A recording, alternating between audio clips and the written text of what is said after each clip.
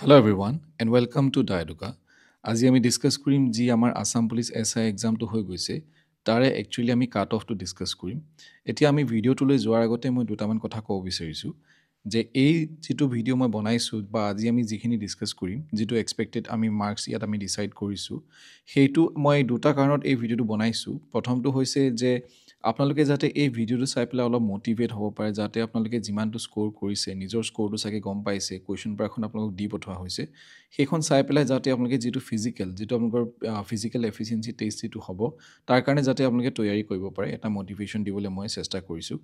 এতিয়া ইয়াৰ বাহিৰে দুই নম্বৰ কাৰণটো হৈছে যদি আপোনালোকৰ কাট অফটো ক্লিয়াৰ হোৱাও নাই যিখন মই ইয়াত কৰিম তথাপিও কিন্তু আপোনালোকে ফিজিক্যাল টেষ্টটো আপোনালোকে নকৰাকৈ নাথাকিব কাৰণ এনেকুৱা নহয় যে মই ইয়াত যেটো কম হেতুৱে হ'ব কিন্তু মই একচুয়ালি যেটো 2022 চনত যেটো এক্সাম হৈছিলে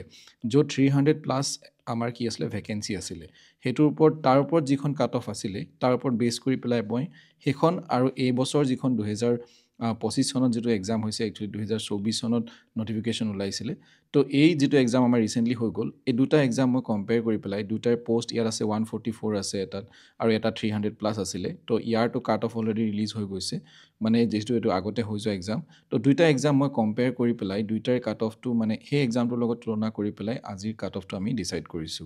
তো সেইটো কাৰণে আপোনালোকে এটো নেভাবিব যে আজি মই যেটো কম হেতুৱে হ'ব আৰু যদি আজি আপোনালোকৰ কাট অফটো ক্লিয়াৰ হোৱা নাই তেতিয়া হলে আপোনালোকে যদি ফিজিক্যাল টেষ্টত নাযায় তেতিয়া হলে কিন্তু সমস্যাৰ সন্মুখীন হ'ব পাৰে তো সেইটো কাৰণে আপোনালোকে মানে ফিজিক্যাল টেষ্টলৈ নোযোৱাকৈ নাথাকিব বা ফিজিক্যালটো প্ৰিপেয়াৰ নকৰাকৈ নাথাকিব তো সেইটো কাৰণে আপোনালোকে প্ৰেক্টিছ কৰি থাকক যাতে আমি যেতিয়াই আমাৰ কাট অফ বা আমাৰ যেতিয়াই আমাৰ ৰিজাল্ট দিব আমি ফিজিক্যাল টেষ্টৰ কাৰণে আমি ৰেডি হৈ থাকো লাগিলে কাট অফ যিয়ে নহওক এতিয়া যদিও মই এটো এনালাইসিস এইখন একচুয়ালি টপিক এনালাইসিস এটা মই কৰিব বিচাৰিছো আমাৰ এক্সপেক্টেড মাৰ্কছলৈ যোৱাৰ আগতে তাৰ মানে যে কোনটো টপিকছত কিমানটা কুৱেশ্যন আহিছিলে মই হেতু ইয়াত ডিসকাস কৰিব বিচাৰিছো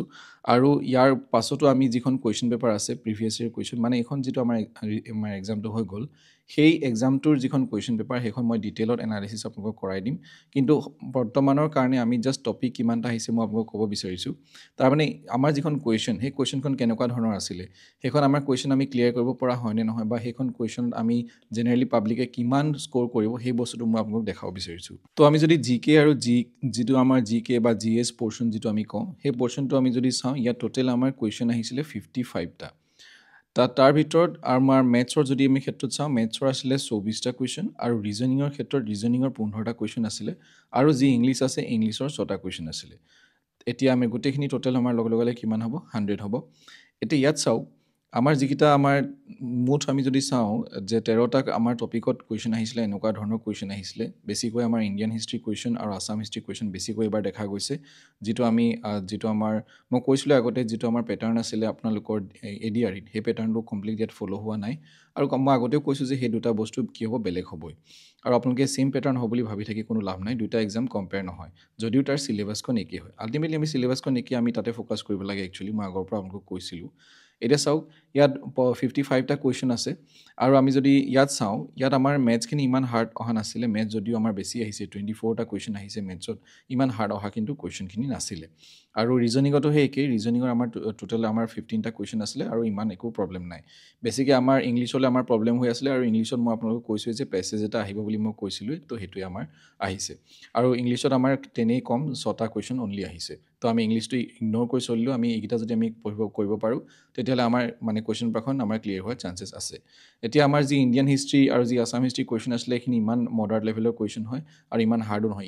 ইজি টু মডাৰ্ট বাকি আমাৰ লেংগুৱেজ এইবিলাক গোটেই আপুনি যদি চাই গোটেই জিকে পোৰশনটোৱে ইমান ইজি টু মডাৰ্ট আছিলে হাৰ্ড লেভেলৰ কুৱেশ্যন ইমান আপুনি দেখিবলৈ নাপালে সেইকাৰণে মই ইয়াত ভাবিছোঁ যে কাট অফটো আমি যেনেকুৱা ধৰণৰ ডিসাইড কৰিছোঁ তেনেকুৱা ধৰণৰ হ'ব পাৰে তো সেই যেটো কাট অফ আমি ডিসাইড কৰিছোঁ একচুয়ালি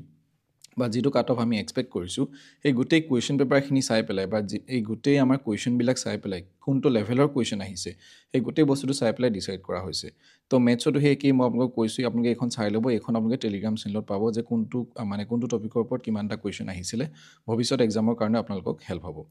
এতিয়া আমি 2000 আমাৰ যি 22 চনত যেটো এক্সাম হৈছিলে যেটো মই অলপ আগত কৈছিলোঁ যে 300 প্লাস তাত আমাৰ কি আছিলে 300 প্লাসটা পোষ্ট আছিলে হয়নে 306 সামথিং আছিলে তো ইয়াত আপোনালোকে যদি চাই ইয়াত চাওক 2022 চনত এক্সামটো হৈছিলে কিন্তু নটিফিকেশন তাৰ আগতে ওলাইছিলে 2022 চনত এক্সামটো হৈছিলে ইয়াত আপোনালোকে চাওক এপ্ৰিল মাহত হৈছিলে ৰিটেনটো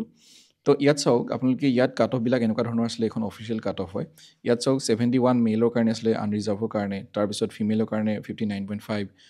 SC কাৰণে 63.5 52.5 ফিমেলৰ কাৰণে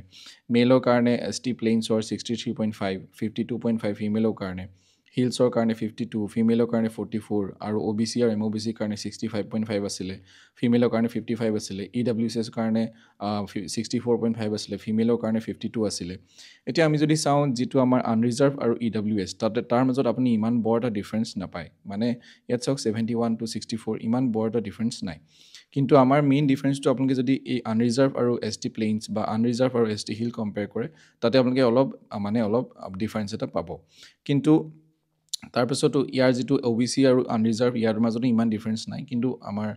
পাছ মাৰ্কো ইমান ইজি নহয় বাৰু তথাপিও আমি ইমানটা মানে যিমানটো ডিফাৰেন্স আমি ইয়াত দেখিবলৈ পাওঁ সিমানটো ডিফাৰেন্স আমি এটোত দেখিবলৈ পোৱা নাযায় SC ST আৰু SC মানে ST প্লেইনছ আৰু ST হিল এই তিনটা আমি কাট অফটো অলপ তলত আমি ধৰিব পাৰো কিন্তু বাকি এইগিটাৰ ইমান ডিফাৰেন্স পোৱা নাযায় তো হেতু কাৰণে আমি এইখন আমি এতিয়া প্ৰিপেয়াৰ কৰিছো যে 2024 চনৰ কাৰণে যে আনৰিজাৰ্ভৰ কাৰণে মই ইয়াত এটা ধৰি দিছো ওচৰ পাজৰ কিবা এটা 72 ৰ পৰা 75 ৰ ভিতৰত আনৰিজাৰ্ভৰ কাৰণে হ'ব পাৰে কাৰণ ইয়াত পোষ্ট আমাৰ 144 টা টোটাল পোষ্ট আছে আৰু মেল আৰু ফিমেল মিলাই তো ইয়াত চাওক আপোনালোকে 60 ৰ পৰা 65 হ'ব ফিমেলৰ কাৰণে আৰু SC কাৰণে মেলৰ 65 হ'ব আৰু ফিমেলৰ কাৰণে 60 ST প্লেইনছ হৈছে 65 আৰু ফিমেলৰ কাৰণে 56 to 60 মেলৰ কাৰণে 60 ST হিলছৰ কথা কৈছো আৰু ফিমেলৰ কাৰণে 55 OBC MOBC 68 ৰ পৰা 70 ফিমেলৰ কাৰণে 62 ৰ পৰা 65 আৰু EWS ৰ কাৰণে 67 আৰু ফিমেলৰ কাৰণে 60 এতিয়া মই আকৌ এবাৰ কৈছো যে এইখন আমাৰ এখন এক্সপেক্টেড কাট অফ হয় আৰু আপোনালোকে এটো ভাবি নথাকিব যে যদি আপোনালোকৰ ইয়াত ক্লিয়াৰ হোৱা নাই কিন্তু আপোনালোকে ফিজিক্যাল আপোনালোকে প্ৰিপেয়াৰ নকৰাকৈ প্ৰেক্টিস নকৰাকৈ আপোনালোকে নেথাকিব সো হেতু কাৰণে মই একচুয়ালি এখন যাতে আৰু যাৰ মানে ক্লিয়াৰ হৈছে তেওঁলোকে এটো নিশ্চয় আপোনালোকে যাবই ফিজিক্যাল টেষ্ট মানে প্ৰেক্টিসৰ কাৰণে তো বেষ্ট অফ লাক এভৰিওয়ান আৰু যদি কাৰোবাৰ ক্লিয়াৰ হোৱা নাই আপোনালোকে একো হেৰি কৰিব নালাগে মই জাস্ট এটা এক্সপেক্টেড এটা বনাইছো কম্পেয়াৰ কৰি পেলাইহে মই বনাইছো কোৱেশ্চন পেপাৰখন এনালাইসিস কৰি পেলাইহে মই বনাইছো তো হেতু কাৰণে আপোনালোকে প্ৰেক্টিস কৰি থাকক আৰু আপোনালোকৰ